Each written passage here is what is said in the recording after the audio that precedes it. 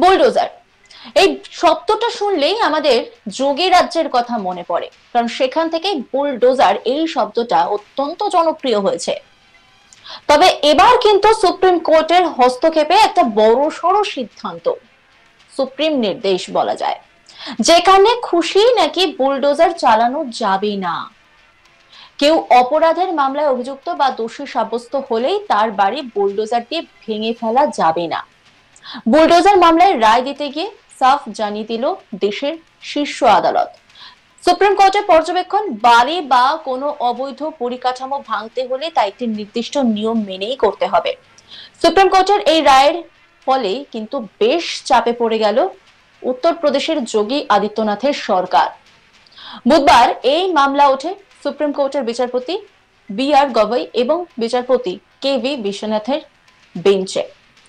বুধবার বিচারপতি গবৈ এ বিষয়ে বলেন, আমরা বাসস্থানের অধিকারের দিকটি গুরুত্ব সহকারে দেখেছি। সংবিধানের 19 এবং 21তম অনুচ্ছেদেও এর উল্লেখ রয়েছে। বাসস্থানের অধিকার একটি মৌলিক অধিকার। এই ধরনের অধিকার থেকে নিরপরাধ মানুষকে বঞ্চিত করা সম্পূর্ণ অসাংবিধানিক। বিচারপতি গবৈ বলেন, এইভাবে ক্ষমতার অপব্যবহার মেনে নেওয়া যায় না। কোনো ব্যক্তি বিচার করতে পারেন না কে দোষী আর কে দোষী নয়।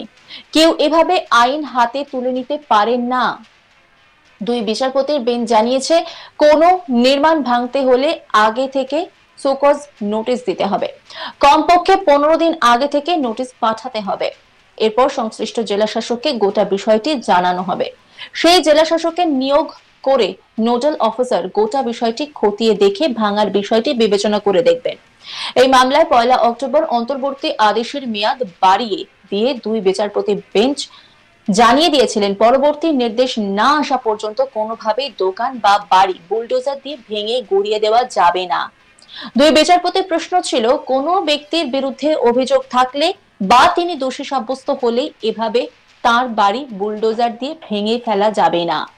এ বিষয়ে সুনির্দিষ্ট নিয়ম থাকতে হবে। প্রসঙ্গত, দেশের বিরোধী দলগুলির অভিযোগ, বিজেপি শাসিত রাজ্যগুলিতে বিজেপি ও তার শরিক দলগুলি যেখানে ক্ষমতায় রয়েছে সেখানে অভিযুক্তদের বাড়ি বুলডোজার দিয়ে গুড়িয়ে দেওয়া হচ্ছে। এই নিয়ে কোন রকম নিয়ম নীতির তোয়াক্কা করা হচ্ছে না। পাশাপাশি বিজেপির সমর্থক নন এমন বাড়ির বাসিন্দাদেরই টার্গেট করা হচ্ছে বলেও অভিযোগ ওঠে। উত্তরপ্রদেশের মুখ্যমন্ত্রী যোগী আদিত্যনাথের রাজ্যে এই অভিযোগ সব থেকে বেশি।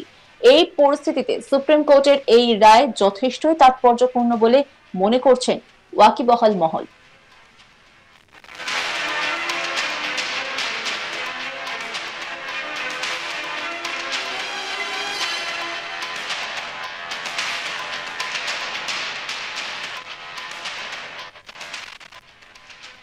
কেউ অপরাধের মামলায় অভিযুক্ত বা দোষী সাব্যস্ত হলেই তার বাড়ি বুলডোজার দিয়ে ভেঙে ফেলা যাবে না। বুলডোজার মামলায় রায় দিতে গিয়ে সাফ জানিয়ে দিল দেশের শীর্ষ আদালত, সুপ্রিম কোর্টের পর্যবেক্ষণ, বাড়ি বা কোনো অবৈধ পরিকাঠামো ভাঙতে হলে তা একটি নির্দিষ্ট নিয়ম মেনে করতে হবে। সুপ্রিম কোর্টের এই রায়ের ফলে কিন্তু বেশ চাপে পড়ে গেল উত্তরপ্রদেশের যোগী আদিত্যনাথ সরকার। বুধবার এই মামলা ওঠে সুপ্রিম কোর্টের বিচারপতি বি.আর. গবৈ এবং বিচারপতি কে.ভি. বিশ্বনাথনের বেঞ্চে। বুধবার বিচারপতি গবৈ এ বিষয়ে বলেন, আমরা বাসস্থানের অধিকারের দিকটি গুরুত্ব সহকারে দেখছি। সংবিধানের 19 এবং 21তম অনুচ্ছেদেও এর উল্লেখ রয়েছে। বাসস্থানের অধিকার একটি মৌলিক অধিকার। এই ধরনের অধিকার থেকে নিরপরাধ মানুষকে বঞ্চিত করা সম্পূর্ণ অসাংবিধানিক। বিচারপতি গবৈ বলেন, এইভাবে ক্ষমতার অপব্যবহার মেনে নেওয়া যায় না। কোনো ব্যক্তি বিচার করতে পারেন না কে দোষী আর কে দোষী নয়। কেউ এভাবে আইন হাতে তুলে নিতে পারেন না। দুই বিচারপতির বেঞ্চ জানিয়েছে, কোনো নির্মাণ ভাঙতে হলে আগে থেকে সোকজ নোটিশ দিতে হবে, কমপক্ষে 15 দিন আগে থেকে নোটিশ পাঠাতে হবে। এরপর সংশ্লিষ্ট জেলা শাসককে গোটা বিষয়টি জানানো হবে। সেই জেলা শাসকের নিয়োগ করে নোডাল অফিসার গোটা বিষয়টি খতিয়ে দেখে ভাঙার বিষয়টি বিবেচনা করে দেখবেন। এই মামলায় 1 অক্টোবর অন্তর্বর্তী আদেশের মেয়াদ বাড়িয়ে দিয়ে দুই বিচারপতির বেঞ্চ জানিয়ে দিয়েছিলেন, পরবর্তী নির্দেশ না আসা পর্যন্ত কোনোভাবেই দোকান বা বাড়ি বুলডোজার দিয়ে ভেঙে গুড়িয়ে দেওয়া যাবে না।